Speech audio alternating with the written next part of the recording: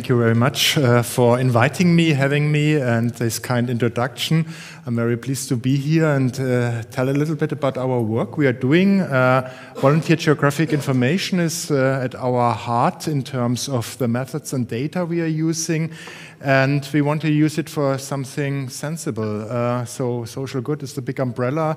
I'll try to highlight the work on humanitarian aid in particular, because this is a current focus, but also with some outlook into climate mitigation, which should become a new pillar of our institute.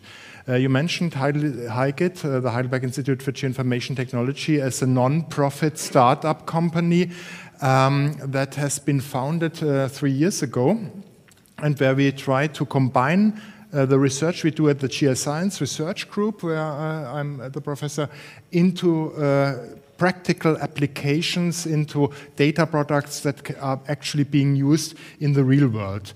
And you will see examples from these 3 pillars: smart mobility, geoinformation for humanitarian aid, and big spatial analytics in the presentation. And so to say, the geoinformation for humanitarian aid at the moment is the topical umbrella of the domain we are working in. But the smart mobility and the big spatial data analytics are more the technical and methods-oriented frameworks that help us to do so. But as I said, we hope to establish a fourth group, a fourth core team related to climate mitigation and climate action, hopefully already this year.